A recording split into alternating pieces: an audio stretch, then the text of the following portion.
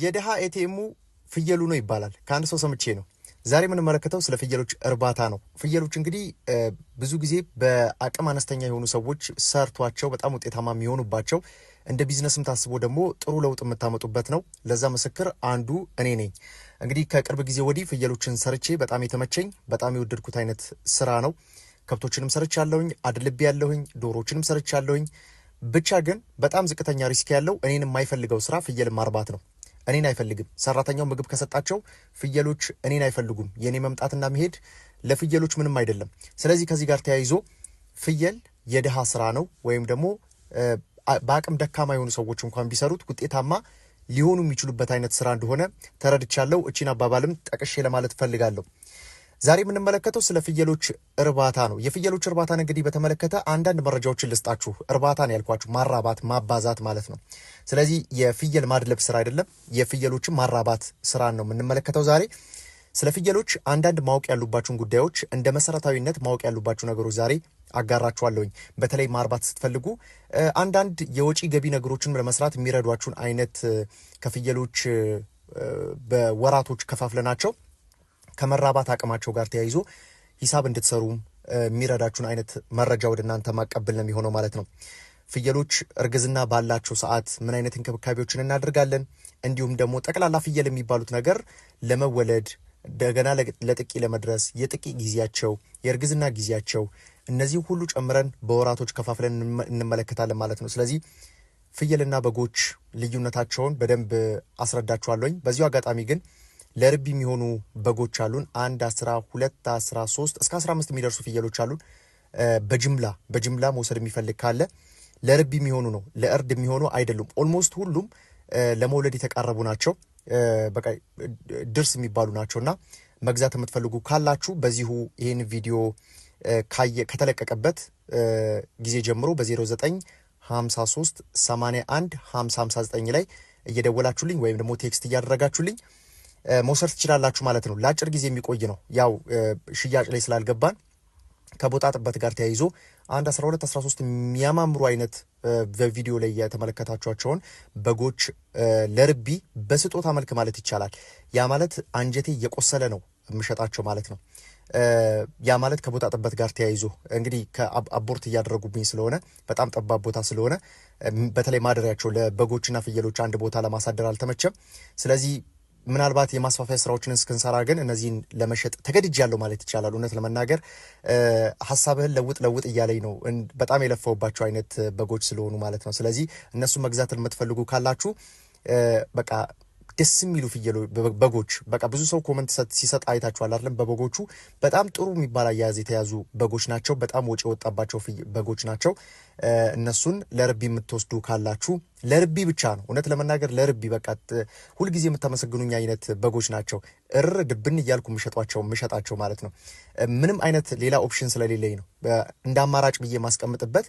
ይሄ በዛ ያለ በግ ስለሆነ ትንሽ አስቸጋሪ ነው። እንክብካቤ የሚያደርግላቸው ሰው ይፈልጋሉ። ስለዚህ ምናልባት እንደ ማስፋፊያ እስከሰራላችሁ ድረስ ባለው እነዚህን ለማስወጣት እገደዳለሁ ማለት ነው። ስለዚህ በጣም እድለኛ ከሆናችሁ ፍቅሩ ካላችሁ በጎችን የማርባት ወስዳችሁ ባሉበት አቋም የምታስቀጥሉ ካላችሁ ከዛም ካሉበት አቋም እንዲሻሻሉ የምታደርጉ ካላችሁ እንግዲህ መግዛት የምትፈልጉ በ0954 በ0953 81 5059 ላይ ደውላችሁልኝ ለአንድ ቀን ብቻ ነው። ያ ማለት ጊዜው በሄደ ቁጥር እኛም ወደ ማስፋፊያው ስለምንገባ የመሸጥ ፍላጎታችንን እንሰርዛለን። ለአንድ ቀን ብቻ የሚቆይ ሽያጭ ነው። በጣም አጭር የሚባል ሽያጭ ነው እያቀረብኩ ያለሁትና ዛሬ ነገ ብዬ እንግዲህ ወስኜ ዛሬ መጥቻለሁ ማለት ነው። ስለዚህ መገዙ ካላችሁ ስልኬን ወስዳችሁ ደውሉልኝ። ይህን ቪዲዮ እንዳያችሁ ማታም ይቻላል። በነገራችን ላይ አንድ ቀን ብቻ ነው የምንሰጠው። የቀደመ ይውሰድ ነው። ለምን? በጅምላ ስለሆነ አንዳንድ ፍሬ ሁለት ፍሬ ምናምን አይደለም። በጅምላ መግዛት የምትፈልጉ ካላችሁ ነው። ስለዚህ ዛሬ ወደ መጣውበት መረጃ ልለፍላችሁ። በመጀመሪያ ደረጃ እንግዲህ ፍየሎቻችን ለጥቂ ለመድረስ አንድ ፍየል ተወልዳ ለጥቂ ለመድረስ ከ7 ወር እስከ 1 ዓመት ድረስ ይፈጅባታል። ተወልዳ ማለት ነው። ከ7 ወር እስከ 1 ዓመት ድረስ ይፈጅባታል። በነገራችን ላይ ይሄ ቀደም ብሎ የሚያመጡም አሉ። ለምሳሌ ቀጥሎ የምነግራቸው ደግሞ አንድ ትልቁ የሚባል መስፈርት አለ። በከብቶችም የሚሰራ እንዲሁም ደግሞ በፍየሎችም የሚሰራ አንድ ጉዳይ አለ። ከማስጠቃታችን በፊት የሰውነት ክብደታቸው መለካት መቻል አለበት። ጽንሱን በትክክል ያሳድጋሉ አያሳድጉም የሚለውን ነገር ለማወቅ ማለት ነው። በትክክል ጽንሱን ማሳደግ ይችላሉ ወይ? ከራሳቸው የኃይል ፍጆታ አልፎ የሚመገቡት ምግብ ወደ ጽንሱ መሄድ ይችላል ወይ? በትክክል ያሳድገዋል ወይ የሚለውን ነገር ከግምቱ ማስገባት ይኖርብናል። ለምሳሌ አሁን በዚሁ በፍየል እርባታ ላይ እኔ ብዙ ጊዜ የሚገጥመኝ ነገር ምንድነው? ጥራት ያለው መኖ መግባቸዋለሁ ፍየሎች። ከዛ ያንን የማደርግበት ዋነኛ ምክንያት ምንድነው?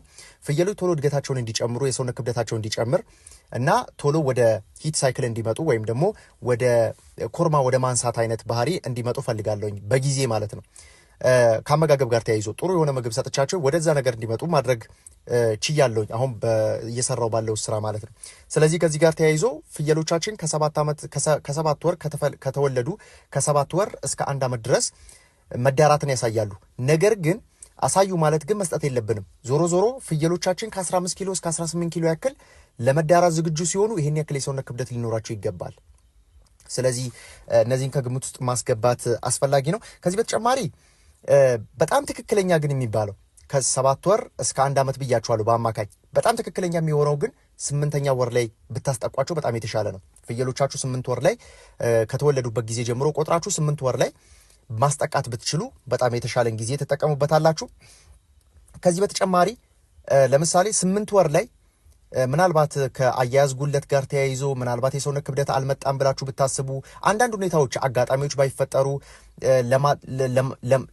ለማጥቃት የተዘጋጀው ፍየል በቂ ባይሆን አነስተኛ ቢሆን ምናልባት ከበሽታ ጋር ተያይዞ ችግር ቢኖርበት ባይችል እነዚህ አይነት ነገሮች ከተፈጠሩ ደግሞ የሚመጣው አሁን 8ኛ ወር ላይ ለማስጠቃት ፈልጋችሁ ድጋሚ የሚመጣው ከ18 ቀን እስከ 21 ቀን ድረስ መልሳ ታሳያለች። አሁንም እድል አላችሁ ማለት ነው።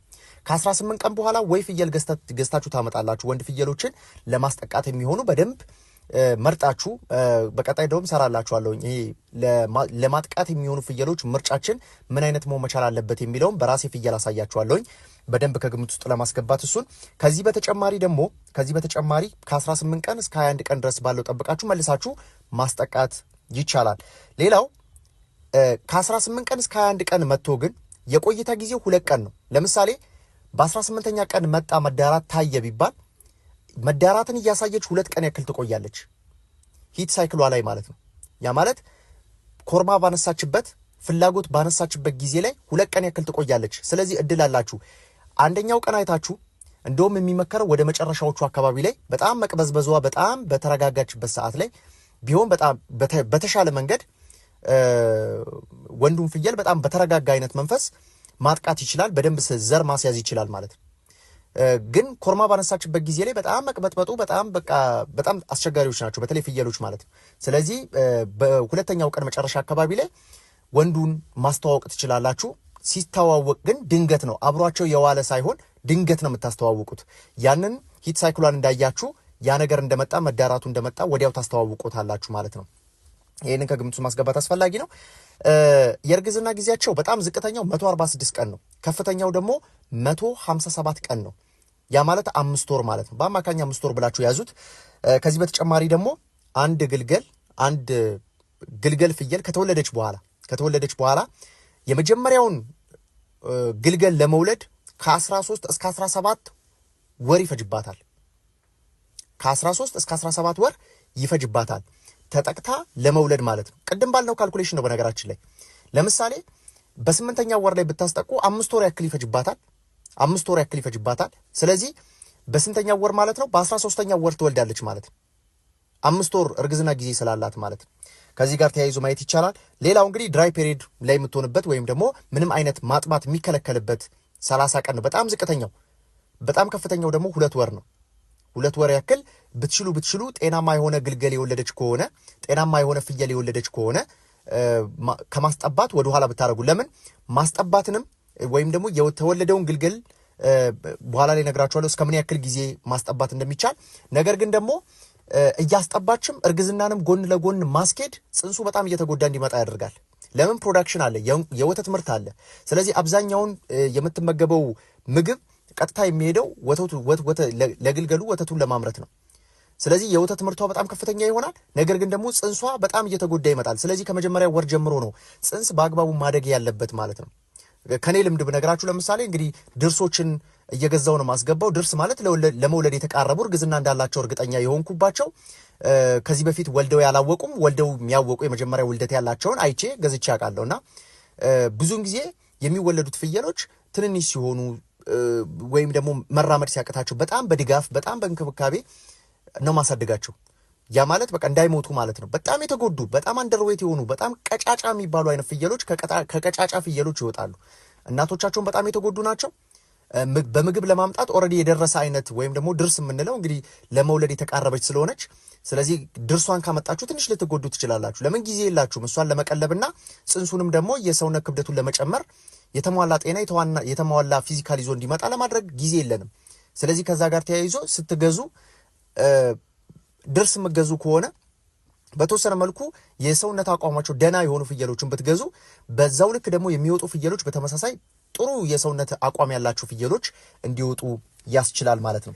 ስለዚህ ከዚህ ጋር ተያይዞ ማወቅ አስፈላጊ ነው የሚሆነው። ከዚህ ከእንትን ጋር ተያይዞ ከእርግዝና ያላቸው ፍየሎችን እንዴት እንንከባከባለን? ድርሶችን ማለት ነው። ገዝታችሁን ብታመጡ ድርሶችንም እነግራችኋለሁ። እንግዲህ በጣም ድርስ የሚባሉ በጣም የደረሱ ፍየሎች አሉ። እነዛን የደረሱ ፍየሎች ወይም ደግሞ እርግዝናቸው የተዳረሰ ለመውለድ የተቃረቡ አይነት ፍየሎችን የመጀመሪያ የተመጣጠነ መኖ ያስፈልጋቸዋል በጥሩ ሁኔታ ማለት ነው። ያ ማለት አሁን ድርስ ስለሆኑ ብቻ ሳይሆን ሙሉ የእርግዝና ዘመናቸው ያ ማለት ለ5 ወር ማክሲመም ይቆያሉ ካልን ስለዚህ በ5 ወር ጊዜ ውስጥ ጥሩ እንክብካቤ ልናደርግላቸው ይገባል። ቅጠላቅጠል ነገሮች ለፍየሎቻችን የጤና ሁኔታን ለማስተካከል ወይም ደግሞ ሩመን ሄልዝ የምንለውን የፈርስ ስርዓታቸው ለማስተካከል እንጂ የተመጣጠነ መኖ ለጽንሱም ለሷም የኃይል ፍላጎታቸውን ያሟላል ብለን አይደለም የምንሰራው። ለዛም ነው በየሜዳው የምትመለከቷቸው ፍየሎች በጣም ከሲታ የሚሆኑት። ሌላ ቤት ገብተው ተመልሰው መመገብ ያለባቸው መኖ መኖር መቻል አለበት። ግጦሽ መውጣታቸውን ይውጡ። ምናልባት ቦታ ላይኖር ይችላል።